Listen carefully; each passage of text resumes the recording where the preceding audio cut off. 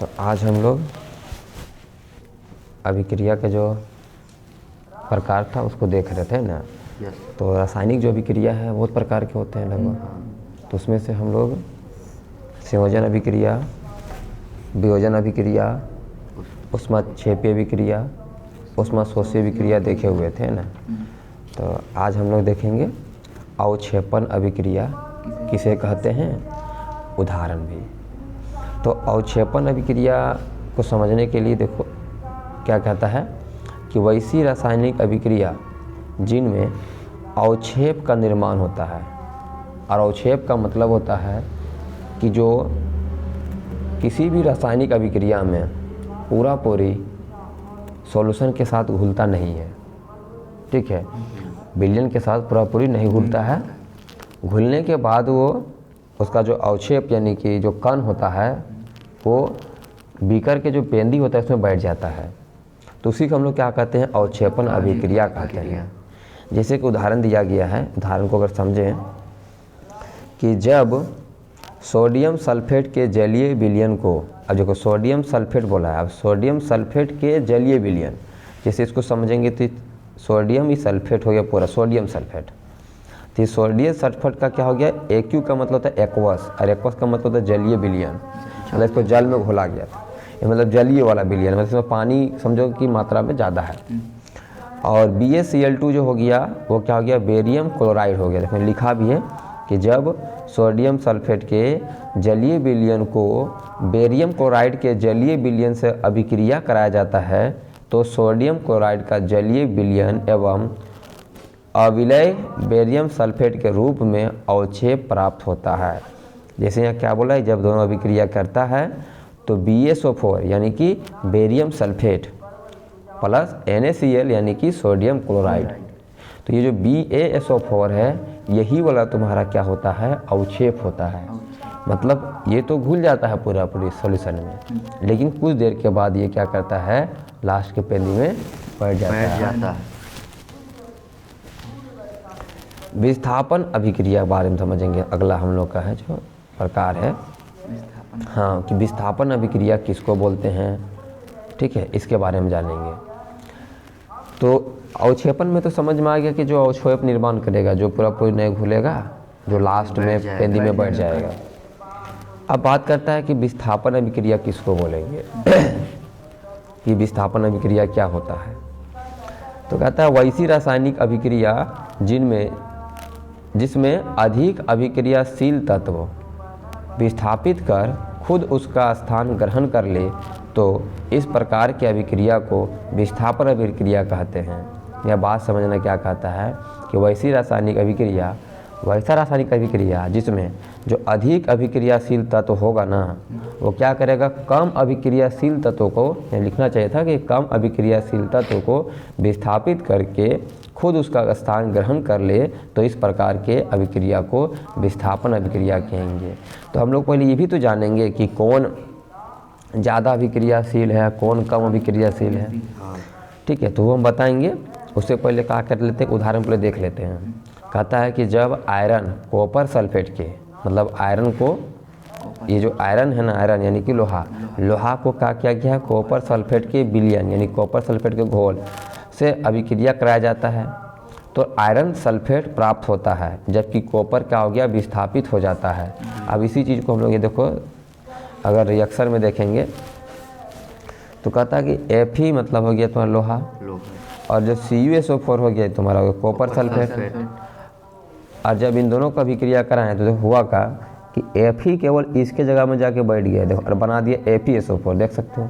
Yes sir. यानी कि इसके पास ज़्यादा ताकत था, हाँ, इसके पास कम ताकत था। Yes sir. ये इसके जगह गया और इसको यहाँ हटा दिया, उसके जगह देखो खुद बैठ गया, और इसको हटा दिया, देखो साइड लग गया। इसका क्या मतलब होता है कि ये जो है वो ज़्यादा अभिक्रियाशील है, और ये जो है वो कम अभिक्रियाशील है। ये ज़्यादा अभिक्रियाशील है, ये कम अभिक्रियाशील है। तो ये लिखल है विस्थापन अभिक्रिया जो होता है वह सक्रियता श्रेणी में स्थित तत्वों की व्यवस्था के आधार पर ही संपन्न होता है। हम अभी बताएं ना कि तत्वों की, तो कोई के क्रम होता है कि कौन ज़्यादा अभिक्रियाशील है, कौन कम अभिक्रियाशील है, एक क्रम होता है जिसको हम लोग सक्रियता श्रेणी कहते हैं। तो हम लोग हाँ सक्रियता श्रेणी कहते हैं। देखो यहाँ अगर बात करेंगे कि सक्रियता श्रेणी नीचे दी जा रही है, अगर हम इसका बात करेंगे देखो कितना कितना आपका सक्रियता श्रेणी कौन कौन आएगा, इसके अंदर हम वो बात को बताने वाले हैं। तो सबसे पहला जो होता है सबसे ज़्यादा अभिक्रियाशील होता है वो पोटासियम होता है, जिसका शॉर्ट रिप्रेजेंटेशन के होता है। उसके बाद दूसरा नंबर में आता है सोडियम, जिसको हम लोग Na कहते हैं। तीसरा आता है कैल्शियम, जिसको हम लोग Ca कहते हैं। चौथा है मैग्नीशियम, जिसको Mg कहते हैं। पांचवा में है अल्युमिनियम, जिसको Al कहते हैं। ये सब जो हो गया ये बहुत ही ज़्यादा अभिक्रियाशील तत्व है, ठीक है। जैसे जैसे हम लोग ऊपर से नीचे आ रहे हैं ना, तो अधिक अभिक्रियाशील से आपको कम अभिक्रियाशील मिलता चला जाएगा। अगर बात करते हैं तो इसके बाद जिंक आता है, इसके बाद आयरन आता है, इसके बाद लेड आता है, ऑक्साइड नहीं है, लेड के बाद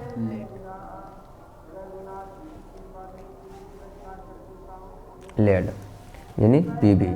उसके बाद कॉपर आता है Cu, फिर आता है चांदी यानी कि Ag, और फिर आपका आ जाता है Au सोना मतलब Au।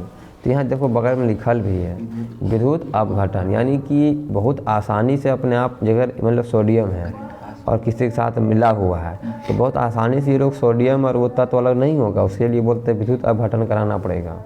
इसके लिए बोलता है कि कार्बन के उपयोग से अपचयन कराना होगा। ये प्राकृतिक अवस्था में उपस्थित रहते हैं, इसमें किसी तरह का कोई गंदगी उंदगी नहीं होता है। ये चांदी और सोना ये समझो कि फ्री स्टेट में पाया जाता है, ठीक है। फ्री स्टेट का मतलब मुक्त अवस्था में पाया जाता है। ये लोग अपने आप में पहले से ही प्योर फॉर्म होता है। आगे कहता है द्विविस्थापन अभिक्रिया। कौन सा अभिक्रिया?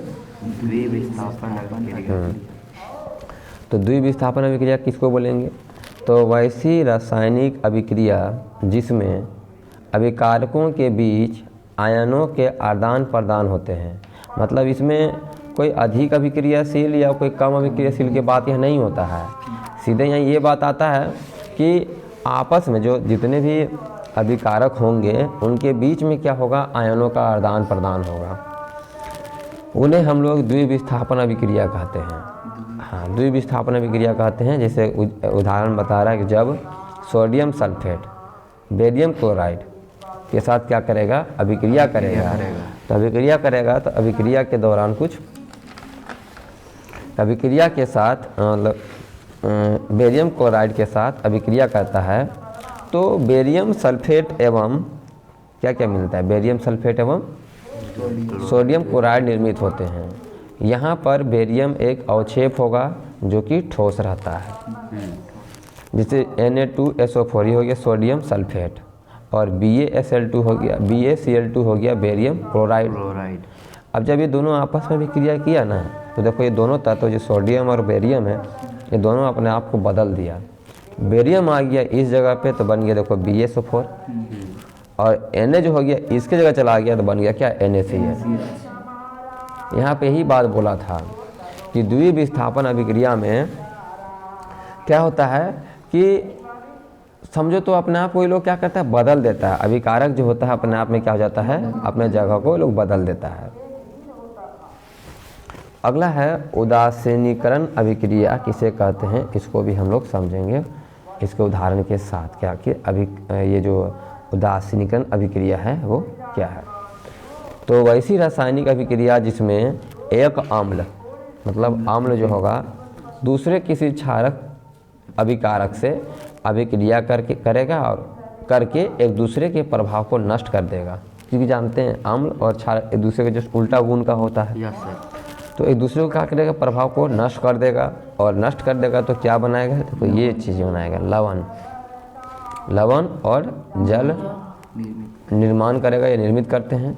तो इस प्रकार के जो अभिक्रिया को हम लोग उदासीनीकरण अभिक्रिया कहते हैं। उदाहरण में हम लोग इसको देख सकते हैं कि उदासीनीकरण अभिक्रिया का एक उदाहरण देखो क्या है।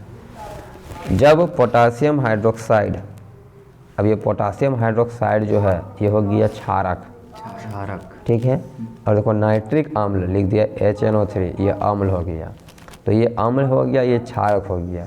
ये दोनों जब अभिक्रिया किया तो देखो पोटासियम नाइट्रेट यानी कि लवण दिया और साथ में H2O यानी कि जल। हम लोग यहाँ पे एक छोटा सा एग्जांपल अपना तरफ से भी डाल सकते थे, वो जो बहुत पहले से हम लोग जानते आए हैं, नमक वाला। जैसे यहाँ लेते हम लोग, इसके जगह लेते NaOH लेते हैं, है ना, और यहाँ पे हम लोग लेते हैं HCl। हाँ, तो क्या होता है ना कि यहाँ बन जाता है NaCl और यहाँ बन जाता है H2O। तो बहुत सारा रिएक्शन होता है ना। तो इसमें से एक हम लोग उदाहरण के तौर पे देखें तो इसमें क्या होगा कि इसमें ना ही आपका अम्ल का गुण है, ना इसमें तरह क्षारक का गुण है, ये तो लवण हो गया। लवण का जो टेस्ट होता है वो अलग होता है, नमकीन के जैसा लगता है ना। अगला जो भी क्रिया है वो उपचयन है, या फिर और एक है उपचयन अभिक्रिया, एक होता है अपचयन अभिक्रिया। तो हम लोग दोनों को अलग अलग देखेंगे कि आखिर उपचयन अभिक्रिया क्या होता है और फिर अपचयन अभिक्रिया क्या होता है, दोनों देखेंगे। तो सबसे पहले हम लोग जानेंगे अपचयन अभिक्रिया के बारे में कि अपचयन अभिक्रिया किसको बोलते हैं। कहता है वैसी रासायनिक अभिक्रिया जिसमें किसी पदार्थ में ऑक्सीजन की वृद्धि होती हो, मतलब सीधा बोल दिया कि जिस पदार्थ में ऑक्सीजन का वृद्धि होगा, मतलब ऑक्सीजन का मात्रा बढ़ रहा है, या फिर उसमें दिखा के हाइड्रोजन का मात्रा कम हो रहा है, तो हम लोग इस प्रकार की अभिक्रिया को क्या बोलेंगे, उपचयन अभिक्रिया बोलेंगे, या फिर इसको हम लोग ऑक्सीकरण अभिक्रिया कहेंगे। दोनों में कोई एक नाम देंगे। उदाहरण में कहता है कि जब कॉपर ऑक्सीजन से अभिक्रिया करता है, जैसे कॉपर हो गया, दिख रहा है ना, कॉपर हो गया, ऑक्सीजन हो गया। अभी कॉपर के पास तो ऑक्सीजन नहीं है ना, लेकिन जैसे अभिक्रिया किया तो इस पदार्थ में देखो ऑक्सीजन आ गया, तो हम लोग बोलेंगे कि ये क्या हो गया, ये पदार्थ में ऑक्सीजन नहीं था लेकिन इस पदार्थ में ऑक्सीजन आ गया, तो ये कैसा हो गया, अपचयन अभिक्रिया हो गया। कैसा अभिक्रिया, उपचयन लिखा है ना, हाँ सॉरी, हाँ आप उपचयन अभिक्रिया ही पढ़ रहे हैं हम लोग ना, उपचयन अभिक्रिया जिसमें ऑक्सीजन का वृद्धि होगा और हाइड्रोजन का कमी होगा, तो वो आपका कहलाएगा उपचयन अभिक्रिया। अब हम लोग बात करेंगे अपचयन अभिक्रिया, है ना। दोनों में ज़्यादा अंतर नहीं है, जस्ट उल्टा है। एक में बोला कि ऑक्सीजन जुड़ेगा और हाइड्रोजन घटेगा, तो हम लोग बोलेंगे उसको उपचयन अभिक्रिया। ये ज़रूरी नहीं है कि दोनों होगा तभी हम बोलेंगे, मतलब ऐसा नहीं कि ऑक्सीजन जुड़ेगा और हाइड्रोजन निकलेगा तभी बोलेंगे। केवल यहाँ तो देखो ना, ऑक्सीजन जुड़ रहा था, तो बोले अगर ऑक्सीजन जुड़ेगा तभी उसको उपचयन बोलेंगे, या केवल हाइड्रोजन निकलेगा ना तभी उसको उपचयन बोलेंगे, सो कहना है इसका। अब बात करता है क्या अपचयन अभिक्रिया में, कि अपचयन अभिक्रिया किसको बोलेंगे। तो अपचयन अभिक्रिया में देखो ध्यान देना, कहता है वैसी रासायनिक अभिक्रिया जिसमें ऑक्सीजन की कमी तथा हाइड्रोजन की वृद्धि हो, तो इस प्रकार की अभिक्रिया को हम लोग नहीं उपकरण लिखल है ना, उपकरण लिखल है, या फिर इसको हम लोग अपचयन अभिक्रिया कहते हैं। क्या कहते हैं, अपचयन अभिक्रिया। तो अपचयन का मतलब यह समझना है कि जब उसका उल्टा बोल दिया पूरा एकदम, कि उसमें बोला कि ऑक्सीजन का वृद्धि होता है, हाइड्रोजन का कमी होता है, यहाँ बोल दिया कि ऑक्सीजन की कमी और हाइड्रोजन की वृद्धि, तब हम बोलेंगे इस प्रकार की अभिक्रिया को अपचयन अभिक्रिया कहते हैं।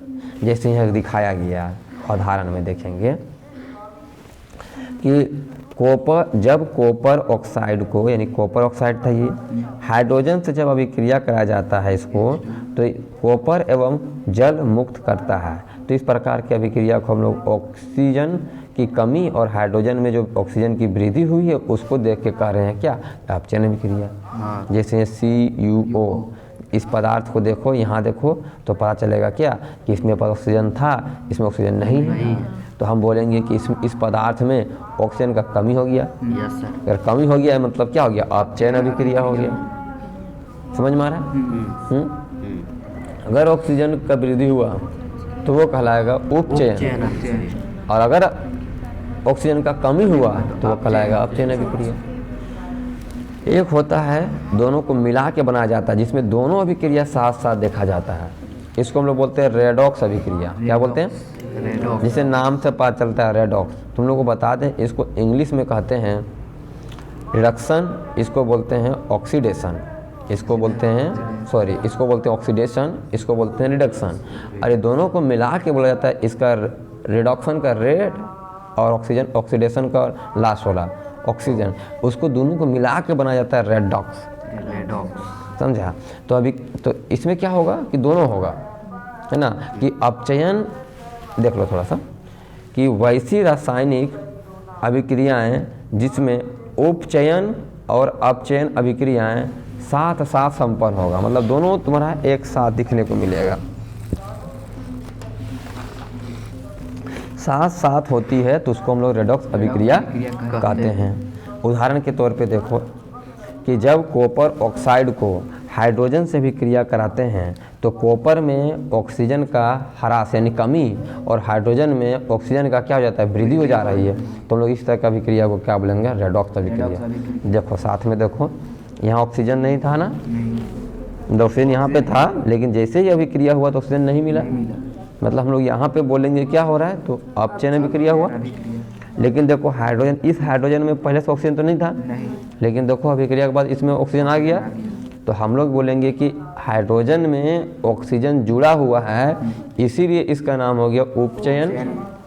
और कॉपर में ऑक्सीजन का कमी हो गया, तो इसको हम लोग बोल देंगे कि अपचयन। तो देखो अभिक्रिया तो एक ही है, लेकिन एक ही अभिक्रिया में अपचयन भी है और उपचयन भी हो रहा है, तो हम लोग इस प्रकार के अभिक्रिया को क्या नाम दे देंगे, रेडॉक्स अभिक्रिया का नाम दे देंगे। समझ में आया? तो आज हम लोग यहीं तक करेंगे, फिर हम लोग अगला दिन फिर और इसके जो प्रकार हैं या फिर संतुलित करने का जो प्रोसेस है उसके बारे में हम लोग सीखेंगे। ठीक है।